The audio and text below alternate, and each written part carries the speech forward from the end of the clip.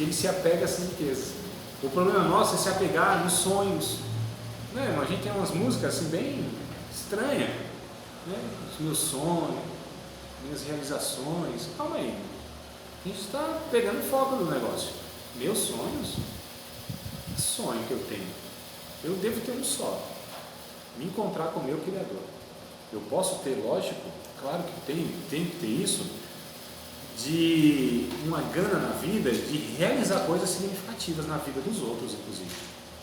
Mas meus sonhos, achando que... Você acha mesmo que quando tiver a casa própria vai ser feliz na vida? Aquele carro melhor vai ser feliz na vida? O diploma da faculdade vai ser feliz na vida? Casar com aquela pessoa vai ser feliz na vida? Ter aquele filho desejado vai ser feliz na vida? Vai nada, irmão. Essas coisas vão vindo. Você tem até felicidade momentânea. Oh, que coisa boa! Passa um pouquinho, rapaz, essa casa tem que pagar IPTU, dando manutenção. E o carro então? IPVA, seguro, bateu, gasolina e não sei o que, está ficando com barulho, vai querer outro melhor. E o cônjuge então? Porque a lua de mel é lua de mel, tem prazo, e é bem curtinha essa lua, né? Né? Aí vem as dificuldades. Nossa, minha mulher não vai assistir esse vídeo aí, não.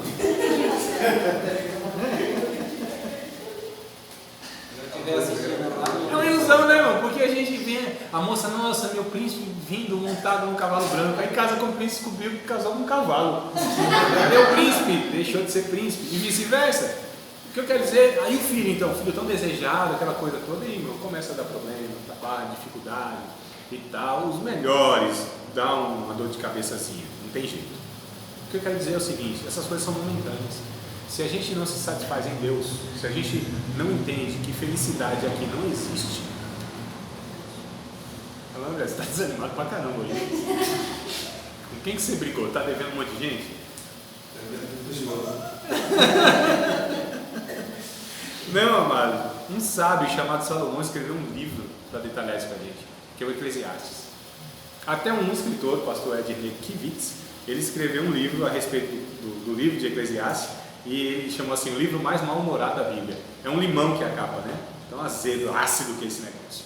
A acidez da vida, a realidade da vida. Então aqui nós nunca teremos satisfação se a gente não colocar essa fonte em Deus. Filipenses capítulo 4, verso 4, lembrando que essa carta Paulo quando escreve, ele está preso, possivelmente vai ser julgado e quase que levado à morte.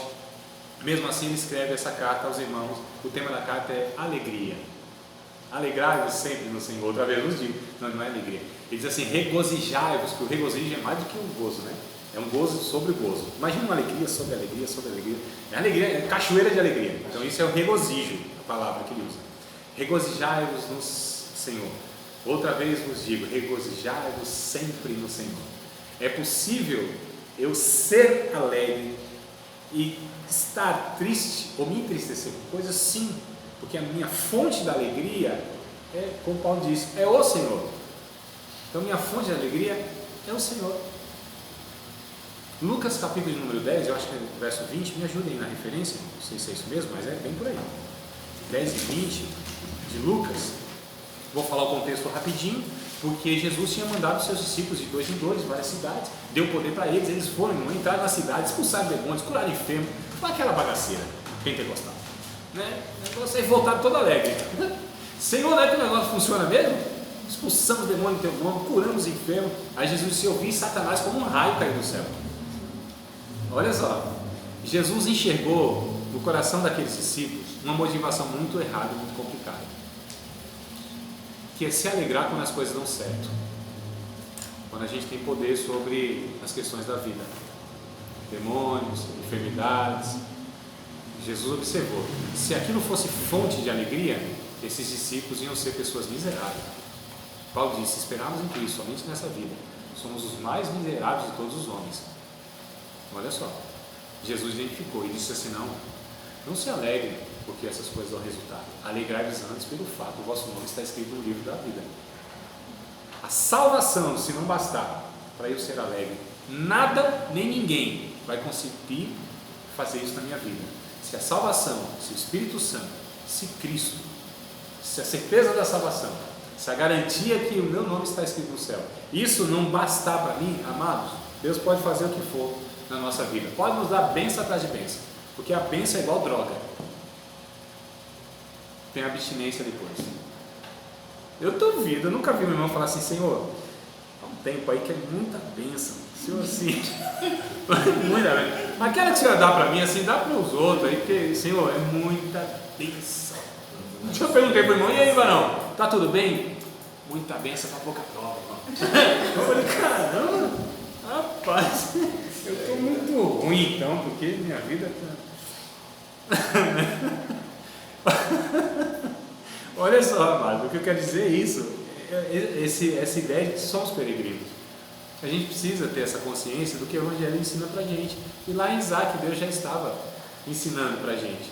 Você tem que ser adorador, ser peregrino, né, viver em tenda, ou seja, aqui a gente não vai ter um monte de coisa. Talvez alguns irmãos estão chegando agora, acham que sou meio mal-humorado, meio desanimado, né? Vocês acham, os irmãos que estão mais tempo, tenho certeza. Mas não, amados, é a realidade da vida, a Bíblia ensina isso. Quando a gente ensina outra coisa, a gente está sendo covarde com os irmãos. A gente está ensinando aquilo que Deus nunca disse. A gente está prometendo coisa que Deus nunca prometeu, isso é sério. A gente está gerando crentes fracos, que nunca vão enfrentar a realidade da vida com fé. Lembra da fé que eu falei na aula passada? Que a fé nem sempre soluciona os problemas da nossa vida, mas nos dá graça para a gente conviver feliz, inclusive, resolvido com as dificuldades. Lembra? Isso não é fácil, irmão. O Evangelho não é para qualquer um. Estava conversando com o irmão hoje, sapateiro, igual Budi, e eu disse: amado, você sabe, eu tenho essa impressão, que salvos vão ser pouquíssimos em toda a história da humanidade. Vai ser pouco. O Evangelho não é para todo mundo. Não é que não é para todo mundo, é que as pessoas não entendem o Evangelho, porque Jesus disse: olha, se vocês, encontrando uma pérola de grande valor, não estão dispostos a vender tudo para adquirir aquela pérola, se você não está disposto a largar o arado e não olhar para trás, se você não renunciar a tudo quanto tem, se for necessário, meu irmão, se você não deixar os mortos sepultar os seus mortos, meu irmão, não é apto para o reino de Deus. Não tem jeito. É renúncia. Pior ainda que Lucas escreve no capítulo 9, verso 23, diferente dos outros textos paralelos. Jesus dizendo: quem quiser me seguir, negue-se a si mesmo, tome a sua cruz a cada dia. Esse é o detalhe que Lucas coloca: cada dia. E siga-me. Só é possível seguir Jesus quando renuncia-se, quando toma a sua cruz a cada dia. Renunciar é quando eu digo: bom, eu agora não vivo como eu quero viver. É como a proposta de Deus é para eu viver. É assim. E aí vai entrando em conflitos, porque nós temos uma natureza que é inclinada a se desviar de Deus. Como eu disse, a antiga natureza, a velha natureza não se converte, ela não pode se converter. Ou ela é morta todo dia, crucificada e sepultada, ou não tem jeito. Ela vai tomar decisões na nossa vida, né? Que a gente avalia. Quando a gente avalia, é um negócio complicado. E para um Senhor não tem a possibilidade de dizer outra coisa a não ser sim, Senhor. Por exemplo, não foi o que Pedro fez. Quando Pedro, no capítulo 16 lá de Mateus, Pedro teve aquela revelação tão abençoada. Jesus pergunta: vocês quem dizem que eu sou? E aí Pedro diz assim: tu és o Cristo, Filho do Deus vivo. Aí Jesus: bem-aventurado és tu, Simão, filho de Jonas. Não foi a carne que te revelou isso, foi o próprio Espírito, foi o Pai. E aí ele disse: pronto, eu sou o cara agora, Pedro. Isso agora. Aí Jesus continua a falar: eu vou ser entregue aos sacerdotes, aos anciãos, né? Ser entregue? Não, Senhor, jamais. Aí Jesus olha para trás de mim: Satanás, que não entende as coisas de Deus, só dos homens. Rapaz, como que esse cidadão, naquele momento cheio do Espírito Santo, tem a revelação que Jesus é Deus? Porque ninguém tem essa conclusão que Jesus é Deus se o Espírito Santo não revelar. Não tem como. E logo no seguinte ele diz: não, Senhor. Quer dizer, ele está dizendo assim: tu és Deus, mas não Deus. Se eu fosse o Senhor, eu seguiria a minha sugestão: tu não vai por esse caminho não. Irmão, é isso que Pedro está dizendo, quando ele diz não, Senhor. Para o Senhor se diz não? Não. Então quando Deus diz assim, você tem que ver assim, sim, Senhor. Você tem que fazer isso, sim, Senhor. Isso é fácil? Claro que não, é um desafio que nós temos. E todo dia o Espírito Santo fala para nós, vai por aqui, a gente diz, não, Senhor. Faz isso, não, Senhor. Não pensa isso, não, Senhor. Não sente isso, não, Senhor. Não trata essa pessoa assim, não, Senhor. Não é? Complicado. E aí, amados, a gente percebe que viver essa forma que o Evangelho propõe, ou seja, de peregrino, não é fácil. A gente se apega às coisas. Né? Mas a nossa idade está nos céus, onde também esperamos o nosso Salvador, o Senhor Jesus Cristo, que transformará esse corpo abatido segundo o seu corpo glorioso. Veja bem, coisa interessante. Então, só para eu tentar finalizar aqui, altar, tenda e poço. É interessante, naquela época, o peregrino, aliás, onde ele parava, ele tinha que ter água. É elemento básico para a vida, água. Cavar poço não é fácil, eu já cavei alguns, que dá um trabalho. E olha que a gente hoje tem umas enxadinhas boas, uns bancos, negocinhos, uns instrumentos. Sonda para isso, água, para minerar. Isso, mas também para poucos, não. Aí é uma tecnologia que demanda mais recursos. Mas sim, eu entendi. Hoje você tem muito mais recursos. Naquela questão individual, né, e naquele tempo não se tinha, então dava muito trabalho. E aí Isaac ia lá e cavava um poço. Vinham pessoas com inveja e entulhavam os poços. O Isaac, como um bom evangélico, ele ia lá e cavava outro poço. E as pessoas atrapalhavam e entulhavam. Irmãos, esse era um adorador que tinha a certeza de que era peregrino naquela terra, que sofria perseguição e não alterava seu caráter, sua disposição, sua natureza. Cavar poços, nós podemos pegar como uma representação de dificuldades que nós vamos ter na vida, pessoas que vão nos atrapalhar na vida, e isso não pode alterar quem nós somos. Jesus, na mesa com os 12, a ceia, expressão de maior comunhão é a ceia. No cristianismo, a expressão de maior comunhão é a mesa, né? Comunhão entre nós e comunhão entre Deus. É a comunhão, mesa é isso, comunhão, simboliza isso. E aí Jesus disse, um de vocês vai me trair. Sou eu, Senhor, sou eu, Senhor, sou eu. Não. Parece que o único que não perguntou sou eu era ele.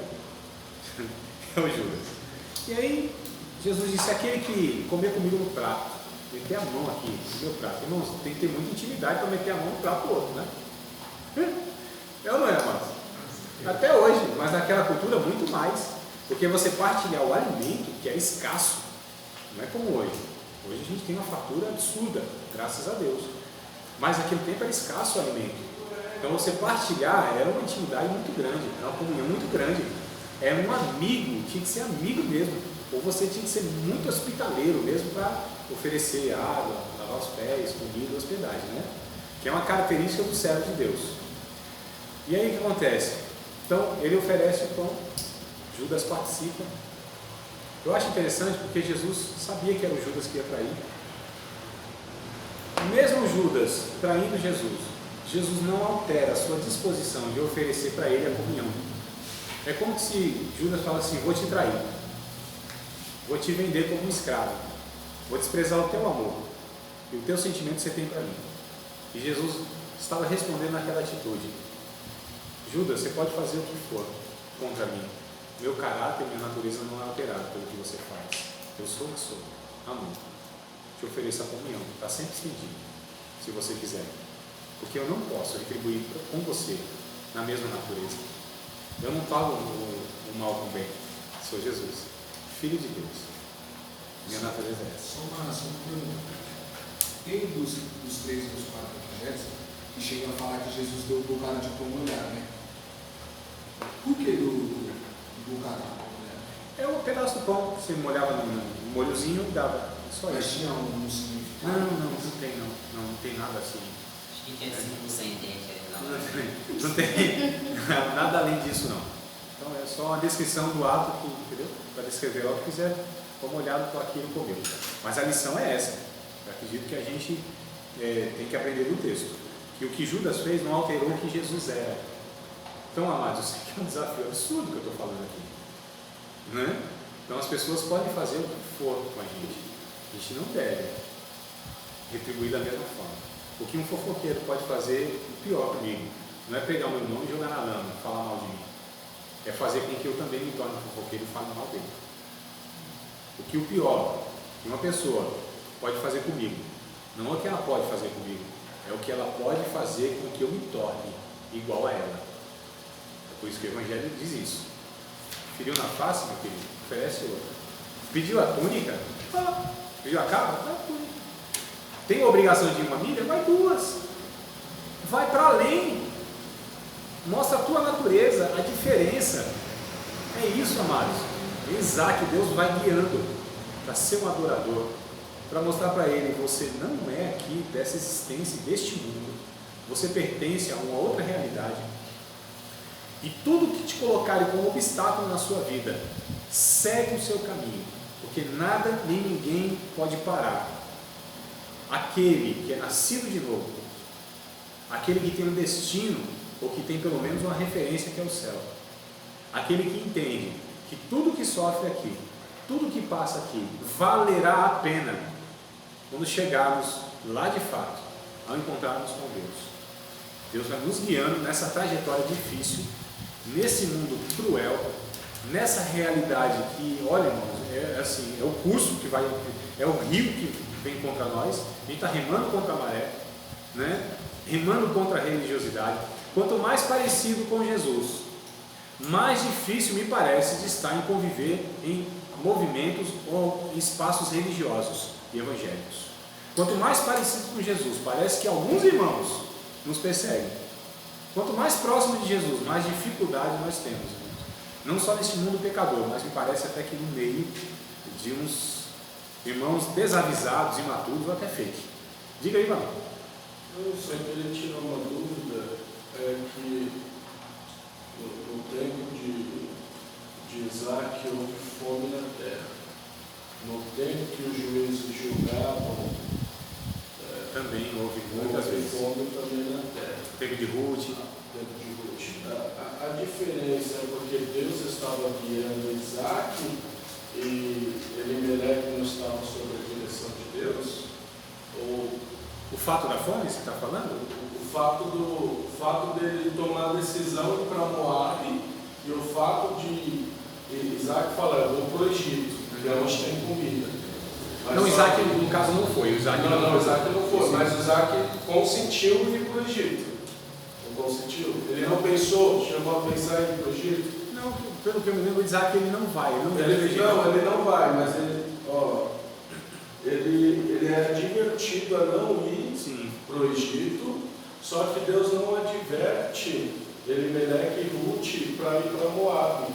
Eu fiquei na dúvida porque Deus não advertiu Isaac, não advertiu Elimeleque e Ruth. Sim. São situações diferentes, casos diferentes, cada caso é único, tem seus motivos. Aí é interessante a gente entender o contexto histórico, né? Nesse caso. No caso de Ruth, Elimeleque, é isso, né? Isso. E Ruth, lá é um caso específico. A gente vai chegar lá, nós vamos estudar esse livro, eu vou trazer alguns detalhes melhores, não tem muito tempo agora. O que acontece? Em Ruth, há uma questão que havia fome lá em Belém, né? E eles vão para lá. Ali é uma trajetória que eles fizeram que não deveriam fazer, acredito eu. Por quê? Porque eles estavam procurando solução em lugares. E a solução não estava em lugares, estava em depender de Deus, na casa do pão, que é Belém, Bet-Even, né? A casa do pão.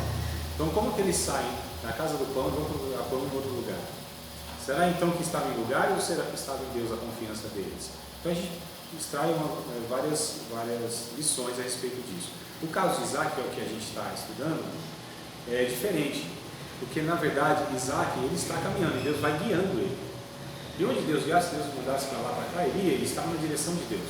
A questão é que lá eles tinham um lugar fixo, que era Belém. Se Deus não deu a ordem para ir para outro lugar, por que eles foram? Eles já estão mostrando uma não dependência de Deus. Percebe? São situações diferentes. Então Deus não tem uma regra, uma régua que coloca todo mundo na mesma medida e age. A vida é dinâmica, as pessoas são diferentes, as situações são diferentes. Então Deus ele vai agindo na história, na vida de pessoas que são diferentes, de modos diferentes. É por isso que cada caso a gente avalia como um caso único e tenta entender o todo, o porquê de orientações de Deus. Então às vezes Deus diz para fulano faz isso, e o outro diz para fazer outra coisa, E aquilo que Deus disse para fazer isso, esse fulano disse para o outro não fazer. Você entendeu? Então tem todas essas questões. Não há uma regra para todo mundo de comportamento em alguns casos, né? Eu só queria entender se eu entendi, porque Isaac estava andando. Isso. Então, pelo fato dele estar andando, a facilidade de Deus o guiar era maior. E o fato deles estarem parados, o desespero tomou a decisão por eles. Mais ou menos isso, eu acredito. É Pode continuar no zap, nós estamos lá. Segunda a sexta, das 10 às 18. É só para melhorar a mensagem depois. Sim, mas que coisa boa. A gente começar a refletir, discutir, vocês inclusive participando, a gente vai perceber, amados, que a gente vai aprendendo mais infinitas lições do que a Bíblia tem para nos ensinar. A Bíblia é uma riqueza, amados. A Bíblia é fantástica. Sim, é fonte, né? Diga-me. Eu penso que Deus tinha um propósito múltiplo. A questão da gente, de Deus ter o desejo de alcançar os gentios, né? Nem Paulo se voltou para os gentios. E nem o professor falou, cada pessoa há um propósito, né? Sim, sem dúvida. E para cada pessoa também Deus, às vezes, quebra regras, Exato. quebra permissões e acaba consentindo certas situações porque Ele quer alcançar vidas. Exato. Eu vejo muito isso, Deus querendo alcançar a gente nessa Sim. situação dramática. Através dela sai o avô do Davi, né? Que é a linhagem de Jesus, a mulher gentia, uma mulher. Nossa, tem toda uma quebra de paradigma aí, um monte de coisa. Deus Deus é soberano, né? Deus, irmãos, Ele não está sujeito ou limitado àquilo que a gente acha, não. Deus é soberano, não deve satisfação para ninguém, não. Né? Mas Ele tem propósito na vida, Ele tem um propósito macro, que a gente chama maior. Ele tem propósito específico na vida de pessoas. E todo um quebra-cabeça Deus está montando, Ele é soberano, Ele enxerga tudo isso. Nós somos muito limitados. No casamento de Sansão, de Esther, Deus tinha um propósito, por isso que deixou, né? Na verdade, amada, esse ponto é bem interessante. Infelizmente a gente está acabando a aula, não vai dar tempo, não tem como a gente prolongar, o que seria muito interessante a gente prolongar esses pontos aí, essa conversa. Na verdade, ninguém consegue frustrar os planos de Deus. Pode fazer, desculpa a palavra, não vou falar essa palavra, porque é feia mesmo. Pode cometer o erro que for, o pecado que for. Deus é soberano e eu não sei como, não me pergunte isso, como que Ele faz. Mesmo diante do erro humano, do pecado humano, Ele consegue ainda continuar o seu projeto. Como que faz isso? Sei lá. O Jó disse assim, pode alguém tirar o puro do impuro? Ele não responde, eu respondo. Pode sim, Deus faz isso. Deus pega lá o Jefté, filho de uma prostituta, e levanta como um homem de Deus para salvar uma nação. E mais muitos outros casos, na Bíblia e na vida, eu poderia citar. Deus é soberano. Mas 2 homens entraram na casa de uma prostituta, não deitar com ela e ela escondê-los. Irmãos, que Deus aprova certos comportamentos? Claro que não. Mas Deus, apesar dos nossos erros, Ele é soberano. Ele disse, eu vou levar esse negócio até o final do jeito que eu quero. E não tem fé, não tem homem, não tem falta de fé, não tem igreja ruim, não tem pregador ruim. Quando Deus quer salvar, usa até animais e tal. Nem vou entrar nos detalhes aqui. Estou falando que ninguém é animal. Tá?